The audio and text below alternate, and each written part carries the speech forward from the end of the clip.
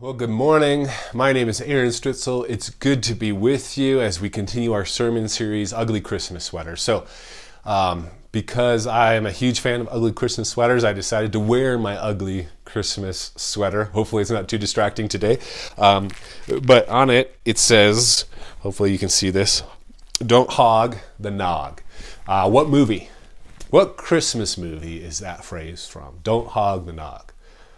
National Lampoon's Christmas Day Vacation. Only the second best Christmas movie of all times, right? And as you can see, if you got it right, you win a prize. Go see Pastor Ryan afterwards. But as you can see, it's too big. So I don't know why. I think I got it really cheap on a clearance thing one time, and it's XXL, and it's stretched on the neck, so I wore something on it and put a little Christmas tie on for you all. More dressed up than I ever am today as we continue our sermon series, Ugly Christmas Sweater. Last week, Pastor Ryan talked about the use of ugly thoughts. And if we're not careful, ugly thoughts become ugly actions. They hurt other people. Today, I'm going to talk about ugly words. I'm assuming most of you can finish this phrase. Sticks and stones may break my bones, but words will never hurt me, right?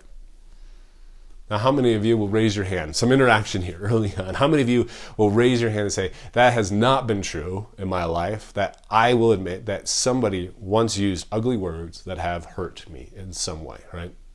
Now, if you're not raising your hand, you somehow escaped what the vast majority of people throughout human history, I think, have endured. And that's ugly words that cause hurt and pain. I remember I was a sophomore, right?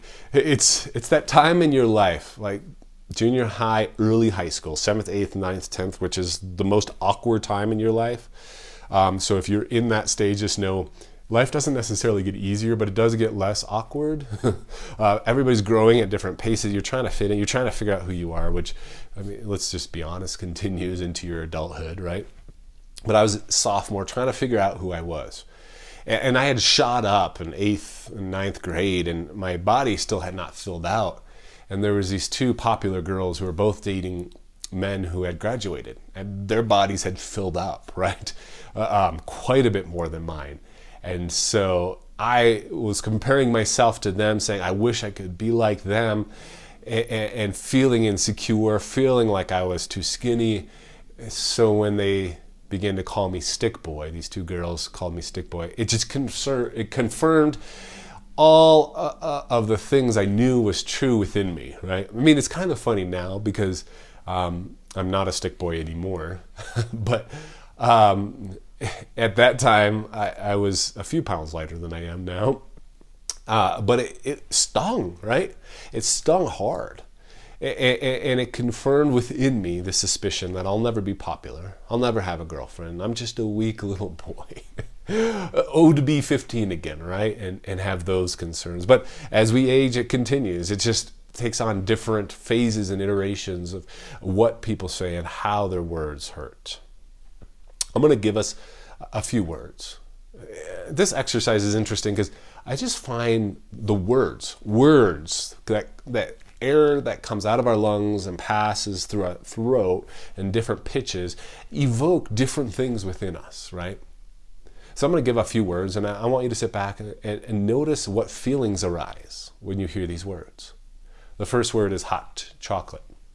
What comes up for you when you hear the word hot chocolate? The second word is Elf, the Christmas movie, Elf. What comes up for you? Only the best Christmas movie of all time, right? Christmas lights, eggnog. Comes up for you. Christmas music. See, one of the things that's interesting is words evoke different feelings within us. Like, probably for most of us, hot chocolate and Elf evoke warm, fuzzy feelings of laughter, enjoyment, warmth, right? Eggnog, probably mixed. I imagine there's some people that are like, don't, so sometimes I drink eggnog and it feels like somebody just whisked eggs and you just drink, it has that kind of feeling to it. Consistency. Christmas music. Not everybody's a fan of Christmas music, right? I worked at a chocolate cafe for a couple years, and like any business, the day after Thanksgiving, right? You turn on the Christmas music, and then it's nonstop through the holiday season. And not everybody likes that. I loved it. And so we would trade off who would play what station, who could pick, right? And every time, without fail, I would always pick Michael Bublé Holiday Christmas Station, right? Huge fan. Any other Michael Bublé fans? So the running joke of people, most of the people hated music, and they would just be like, "Oh, it's Bublé all day," right? Aaron gets to choose. It's Bublé all day, right? I'm just let it go all day long, right? Just keep that cycle going. So for me, Christmas music brings joy and excitement and those warm feelings, but it may not for you. It's interesting how words can cause different reactions. There's a book in the Bible, an ancient book, a collection of wisdom sayings called Proverbs, right? These are sayings that people were gathering from different walks and areas of life and cultures and bringing them together. And one proverb says this in Proverbs 18:21, "The tongue has the power of life and death, and those who love it will eat of its fruit." The tongue has the power of life and death. And I want to talk about that today. Several thousand-year-old saying, but so true. Life and death. Earlier I gave the example of how words, ugly words, brought death to sophomore me, right? And you, I think, can probably resonate. But words also have the power to bring life. This ancient creation story in Genesis 1, it's actually a creation poem where God speaks, "Let there be light," and there was light, right? God speaks in this poem. Words create the world, which is interesting because somehow in the ancient mind, they knew, they were in tune, intuitively knew the power of the spoken word and conveyed that in this poem. We all know of the power of words that bring life. I remember wrestling early on in my career. I had this opportunity at this church, and I wasn't sure. And I was honestly, now looking back, I was wrestling with self-doubt, sort of using self-doubt as an escape. Like, maybe I won't take this because I'm not sure if it's the right fit, even though it really was. I was just using self-doubt. So I was working this through with my spiritual director at the time, and she asked some questions and then finally graciously said, "Aaron, I don't know why you wouldn't take this," which was a nice way of saying, "What are you thinking? Like, this is what you've been talking about for so long, right?" And so then she encouraged me and she said, "You have this. You're more than qualified. You're more than gifted. You have all the education. You have everything that you need. Like, I think you should take this." And that right there was the words that I needed to hear, words of life, words of encouragement that propelled me to say yes. Recently, I've been reading this book it's called Inner Work, and it's about dream work and unconscious stuff. But the author is a Jungian analyst. He writes this. He says, "Curiously, people usually resist their good qualities even more emphatically than they resist facing their negative qualities." Is that true of you? It's true of me.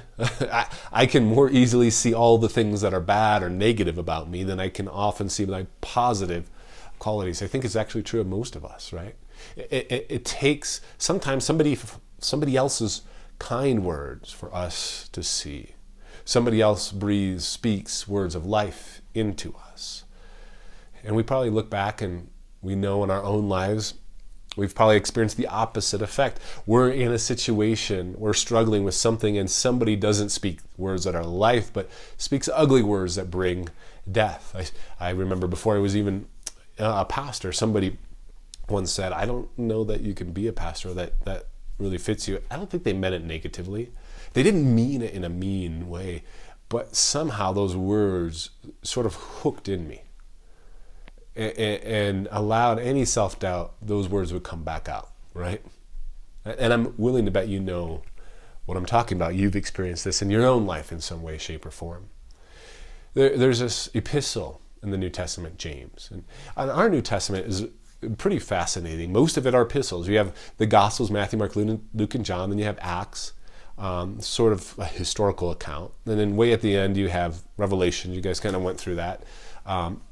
It's very unique, different difficult to interpret book. Let's just leave it at that. But most of the New Testament are epistles. They're letters written from somebody as this new movement. We call it early church or early Christianity. They wouldn't have called themselves Christians then. They were just trying to figure out what it meant to follow Jesus, what the teachings of Jesus might be for their life. And so you would get these authors like James or Paul who would write a letter to a church that was struggling to make sense and was struggling with just different perspectives and different backgrounds, right? So James writes this letter, and in it we read the following in James 3. Now, if we put the bits into the horses' mouths so that they will obey us, we direct their entire bodies as well. Look at the ships also. Though they are so great and are driven by strong winds, are still directed by a very small rudder, wherever the inclination of the pilot desires. So also the tongue is a small part of the body, and yet it boasts of great things. See how great a forest is set aflame by such a small fire. And the tongue is a fire, the very world of iniquity. The tongue is set among our members as that which defiles the entire body and sets on fire the course of life and is set on fire by hell. So, intense imagery meant to evoke within us this concern. Man, that tongue, this little thing between our lips, this little muscle in our mouths is extremely powerful to bring life or to bring death. And then he gives, the analogy of the bit in the horse's mouth, right? Here's this animal way stronger than any human, right? Way bigger than any human, right? But yet a human with a bit in the horse's mouth can control it. A ship, this large, enormous ship, this little rudder controls where the ship goes. We've all probably seen as the ecological crisis, global warming impacts our environment, the rise of wildfires, right? That a lightning strike or a cigarette thrown out carelessly or just one little spark from a campfire can set ablaze so much destruction, right? So James says, look at the tongue. Be careful. We can tame all these other things. We can tame the horse. We can tame these other beasts, wild animals. But the tongue is more difficult. Have you ever received an email at work or a text message from a friend that evoked the words that were written down, evoked some anger within you, right? And your first thought is to write back, right? I mean, if we're good enough to just take a moment, we could feel that sort of warmth of anger just bubble up, right? And what would it mean to pause for just a moment, right? For pause and just take a moment to say, what is bubbling up within me, right? And referring again to James, James writes, for every species of beast and bird, of reptiles and creatures of the sea is tamed and has been tamed by the human race. But the tongue is much more difficult. But the tongue, right? But shooting back that email or writing back that text or responding with words instantly it's easy to do. It gives us a sense of satisfaction, to be honest, right? I mean, I think it feels, at least to me, like sometimes it's like a release valve, like, all this pressure builds up and I just need to release it, right? I just need to let it go. But what would it mean to tame? Well, part of it would be to pause and take a moment. And I want to give us some practical things, like a grid, a few things that, hey, if we were about to speak, think about these things. Let them be a grid and invite them in to help discern, like, is this the best thing to speak? So here's three practical things. First, what am I about to say be received as loving? Be received as loving. Now, that last part is important. Be received as loving. Because we've all heard, like, speak truth in love or speak hard truth, right?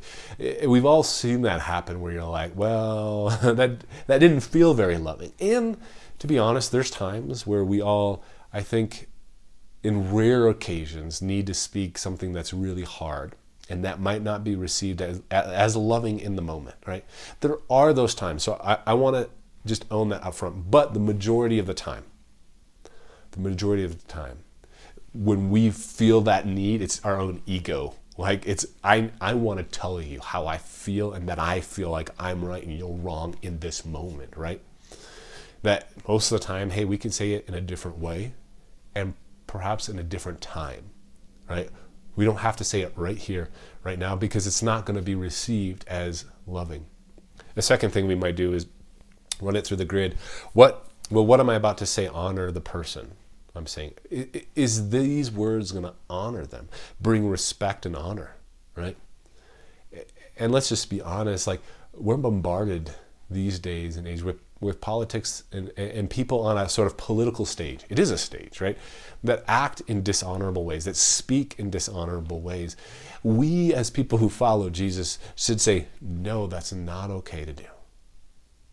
I want my words to bring honor to people, to bring dignity to people, to bring value to people, because all are created in the image of God, right? And the third grid question you could run this through is, well, what am I about to say will I regret? Will it be something that I regret? And a sort of a parable to illustrate the point. This is a big one, right? Because most of the time, we all know what it's like to say something that we regret and be like, oh, I wish I didn't. Very rarely do we not speak and then later on say, I wish I would have spoken up, right? Especially in the heat of a moment, right? Very rarely. But how often do we regret something that we said, right? There's a parable, a banker who got extremely mad at their neighbor and said some ugly words, some hurtful things. Felt really bad, came to the priest and confessed and said, what should I do? And the priest said, go and grab your pillowcase and go around the country and stuff it full of feathers and come back to me when it's full. And so he went and he stuffed it full of feathers and he came back to the priest and the priest said, now go and take it to the middle of the village and dump it out there. And so the banker went to the middle and dumped all the feathers out there, and the wind was blowing and whipped them all around. And he came back to the priest and said, okay, now what? And the priest said, now I want you to go and pick up all those feathers. And the banker, of course, has said, that's impossible. They're all over the place now. There's no possible way I can go pick them up. And of course, the priest then said, well, that's what words. Once they leave our mouth, they're impossible to get back. So let's commit in whatever ways we can to say, I'm going to work on that. And just to be honest, we're all going to say things that we regret. We will. But if we can notice them quicker, right? And apologize for them. Say, I'm sorry. I was wrong. I shouldn't have said those words, right?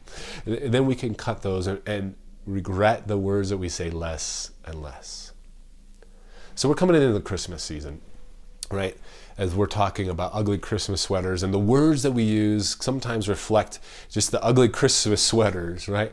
But the Christmas season, to be honest, is one of the more difficult ones to breathe life in. It's often easier to let ugly words slip out during these seasons. Why is that? Well, I think part of the reason is because we're stressed, we're busy, we're in a hurry, right? We have work things that we're doing. If we have kids, we're running them around to whatever they might need to go, right? We have Christmas parties we're doing, we're buying presents, right? We may be traveling somewhere, getting ready, cleaning our house, setting up, decorating things, right? There's all of these things going on. On top of that, we're also engaged in relationships and interactions at probably a higher level than any other time in the year, right? And relationships are great, they're meaningful, we need them, but they also can sometimes trigger us and poke us and prod us when we're around different people in such an environment. And so, I mean, if you step back for a moment and think about, oh yeah, it's because we're anxious and stressed and we have all these things and we're around a lot of people, like all of these things are heightened. And I think when we're overextended and stressed, it's easy to let things slip off our tongues that we'll regret later. Well, it's easier to let those ugly words slip off your tongue, right? And because Christmas is just around the corner, but we're entering, this is the second week of Advent, right? And as we're preparing for arrival, Advent just means arrival, the arrival of the birth of Christ, as we're preparing for that, And so it's barely December yet. So we can look at that, and I want to invite us to say, how do I want to enter into this season? One of the most powerful things about Advent is part of the Christian calendar that is different than Christmas, in the sense of, it's this extended period of time. How do I want to enter into this season? It's a season that we enter into, and we can see it as sort of things begin to shift, right? As the nights grow longer and the days grow shorter, things are shifting. How do we enter into this season more intentionally? So again, I want to offer some really practical things. I hope this doesn't seem derogatory, like, well, who is he to tell me that? Duh, that makes total sense. But I want to bring these in because I think, especially as people who follow Jesus, who say, I want my words to bring life, that's all well and great. But sometimes we need practical guidance and how do I flesh this out, right? And I just want to invite us to think about these things before we're too deep into Christmas. So a few steps I want to invite us to with a question behind each step. Number one, first step, can we plan ahead? Can we ask ourselves, what can I purchase in advance so that I'm not stressed the week of Christmas or the week before Christmas, right? What do I need to purchase? Christmas gifts. Can I sit down with my partner or by myself and write a list? These are the things that I need to purchase. What do I need to shop? Any decorations, any food that I can get now that I don't have? Okay, these are the things. Okay, before everything gets chaotic and you go into Walmart or wherever, Sprouts, and it's just madness and it heightens your anxiety and stress just being there, right? Can I do these steps before? Can I plan ahead, right, and get these things done before, in advance? The second step I want to invite you to consider is establish boundaries. Ask yourself, are there people I'll be interacting with this Christmas that I struggle with or tend to push my buttons? Probably. We all have those people, right? We know. And instead of preparing for them, what do? We just whine and complain to somebody, right? Our spouse or somebody, like, oh my gosh, I got to put up with Uncle Jimmy or whatever, Aunt Sue, right? The in-laws are coming over, right? All these, we kind of feel that, like, but maybe as you're looking ahead, maybe you just need to establish healthy boundaries. It's something that naturally I'm not good at, but I'm learning to get better at. So just to be real, my family, we've experienced multiple divorces, and one recently that's raw and uncomfortable for our whole family dynamics. It's going to make Christmas, really, just to be quite frank, just uncomfortable, right? And perhaps some of you are like that, right? You're going to be in situations that you're like, I'd rather just not be there right now. But also, I don't want to just opt out of my family, right? So I'm going to show up, but it's going to stretch me in ways. So what are some boundaries that I can put in place? And we're going to choose not to stay with people, but to get our own hotel, right?